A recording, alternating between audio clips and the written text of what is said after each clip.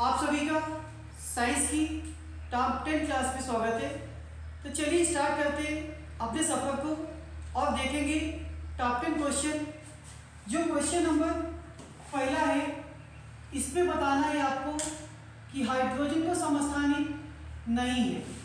तो आपको पता होगा कि हाइड्रोजन के 3 समस्थानिक होते हैं और इन 3 समस्थानिक में एक समस्थानिक ऑप्शन में ऐसा है जो हाइड्रोजन का समस्थानिक नहीं है। तो आइए जानते हैं कौन सा नहीं होगा।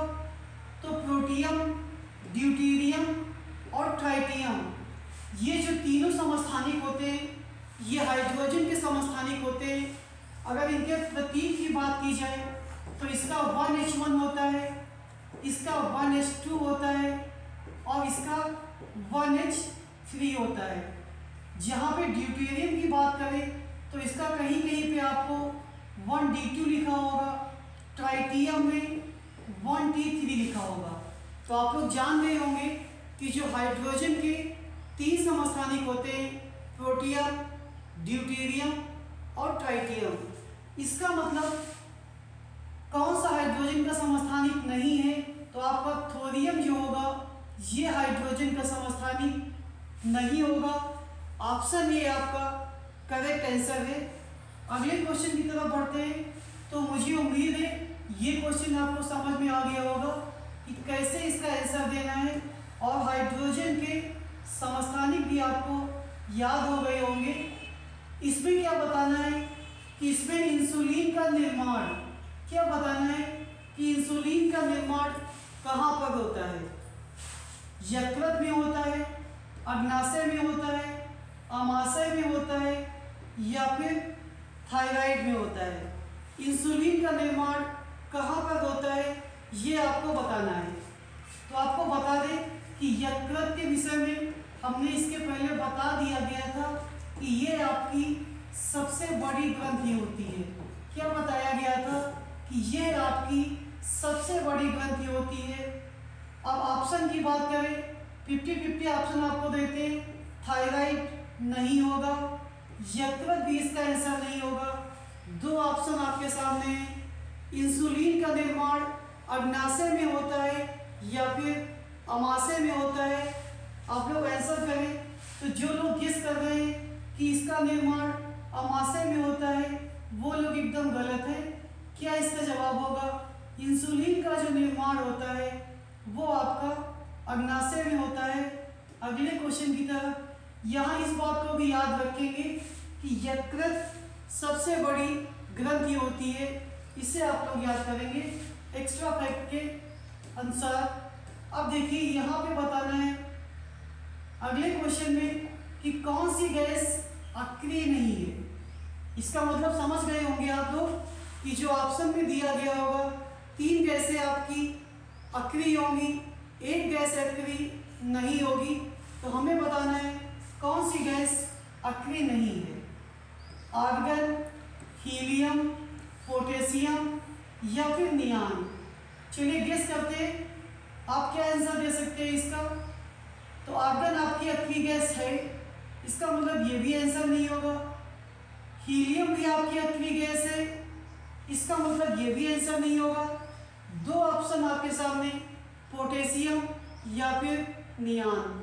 तो जो लोग गेस कर रहे हैं इसका सही आंसर पोटेशियम होगा वो लोग एकदम सही होने वाले हैं। यही गैस आपकी अक्रिय नहीं है, नियान भी आपकी अक्रिय गैस है। तो इस तरह से ऑप्शन सी आपका करेक्ट आंसर हो गया। अगले क्वेश्चन की तरफ, ये क्वेश्चन बहुत बढ़िया है। क्या पूछा गया है कि खट्टे फल में कौन सा एसिड पाया जाता है। ध्यान दीजिएगा, खट्टे फल में क्या पूछा है आपको, खट्टे फल में कौन सा एसिड पाया जाता है। तो इसका जो आंसर होगा आपका कि खट्टे फल में आपका साइट्रिक एसिड पाया जाता है। ऑप्शन बी आपका करेक्ट आंसर होगा, खट्टे फल में साइट्रिक एसिड पाया जाता है। अब बात करते हैं एसिटिक एसिड किस में पाया जाता है। तो इससे आप लोग याद करेंगे, जो सिरका होता है उसमें आपका एसिटिक एसिड पाया जाता है। फॉर्मिक एसिड किस में पाया जाता है? तो ये आपका जो लाल चींटी होती है उस पे पाया जाता है। जो बिच्छू होते हैं इन सब में आपका फॉर्मिक एसिड पाया जाता है। ये क्वेश्चन भी आप लोग नोट कर लेंगे।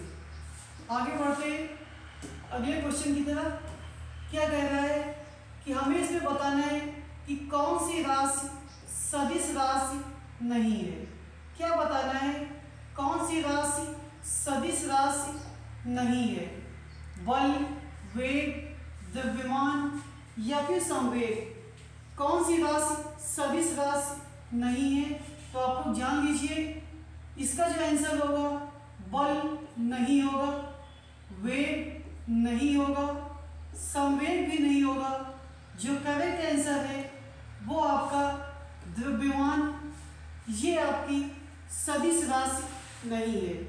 सदिश राशियाँ वे राशियाँ होती हैं जिन्हें निरूपित करने के लिए परिमाण और दिशा, क्या हमने कहा कि परिमाण और दिशा दोनों आवश्यक होते हैं, दोनों आवश्यक होते हैं। तो वे राशियाँ क्या कहलाती हैं? तो वे राशियाँ सदिश राशियाँ कहलाती हैं। ये आप लोग याद रखेंगे। अगले क्वेश्चन की तरफ। ये जो टॉप 10 की सीरीज है सभी एग्जाम के लिए बहुत ही महत्वपूर्ण है। आप लोग इस सीरीज का लाभ उठाते हुए।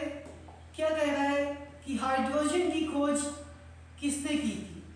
हमें बताना है हाइड्रोजन की खोज किसने की थी। और जो 4 ऑप्शन दिए उसमें भी कुछ डिस्कस किए जाएंगे। तो जो हाइड्रोजन की खोज है वो किसने की थी? हेनरी कैवेंडिश ने की थी। ऑप्शन बी आपका करेक्ट आंसर होगा। किसने की थी? हेनरी कैवेंडिश ने की थी। और आप लोग याद करिएगा, अगर आपसे पूछ दिया जाए कि भविष्य का ईंधन किसको कहते हैं, क्या पूछ दिया जाए भविष्य का ईंधन किसको कहते हैं, तो आप लोग को जवाब होगा कि हाइड्रोजन को भविष्य का ईंधन कहते हैं। किससे कहते हैं? हाइड्रोजन को भविष्य का ईंधन कहते हैं। अब बात करते हैं जोसेफ प्रिस्टले, इससे भी आप लोग याद कर ले किसकी खोज की थी। तो इन्होंने ऑक्सीजन की खोज की थी। ये आप लोग याद करेंगे और एक क्वेश्चन के तौर पर इसे नोट कर लेंगे कि ऑक्सीजन की खोज किसके द्वारा की गई थी। तो जोसेफ प्रिस्टले द्वारा की गई थी। अगले क्वेश्चन की तरफ आते हैं। तो ये जो साइंस की सीरीज चल रही है फिर से बता रहे हैं बहुत ही उपयोगी सीरीज है। कह रहा है कि रक्त का थक्का बनने में सहायक विटामिन, यहाँ पे एक वर्ड ध्यान दीजिएगा, यहाँ जो रक्त का थक्का बनने में सहायक विटामिन की बात कर रहा है। कौन सा विटामिन है? विटामिन ए, विटामिन के, विटामिन डी या विटामिन ई।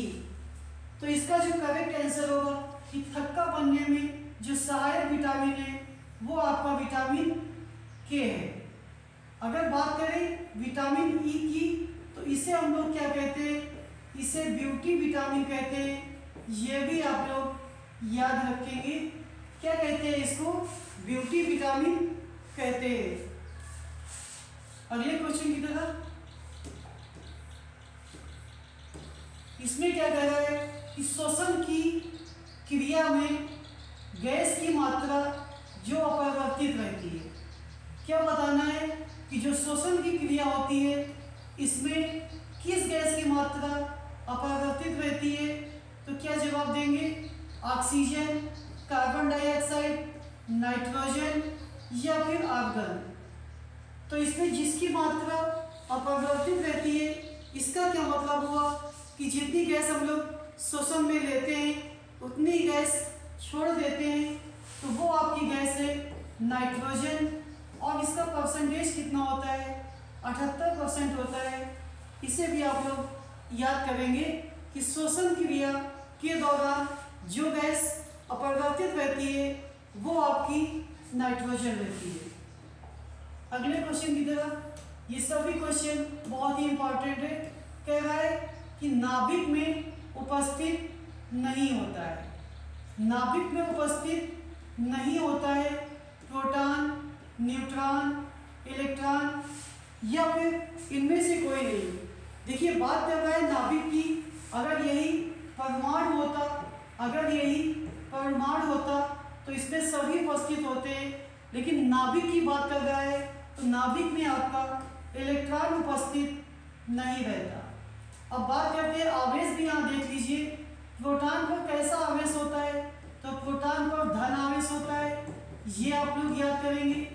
इलेक्ट्रॉन पर कैसा आवेश होता है, तो इलेक्ट्रॉन पर ऋण आवेश होता है, ये आप लोग याद करेंगे।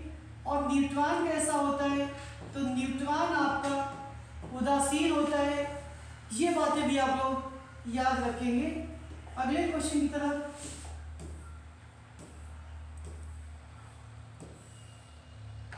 क्या कह रहा है इसमें कि जो मनुष्य की आंख होती है, मनुष्य की आंख कितने डिग्री देख सकती है, 90 डिग्री, 180 डिग्री, 150 या फिर 180।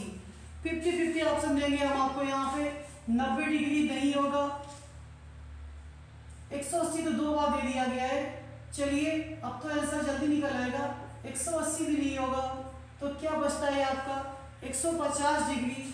तो मनुष्य की आंख कितने डिग्री देख सकती है, इसका जो सही जवाब होगा 150 डिग्री मनुष्य की आंख देख सकती है।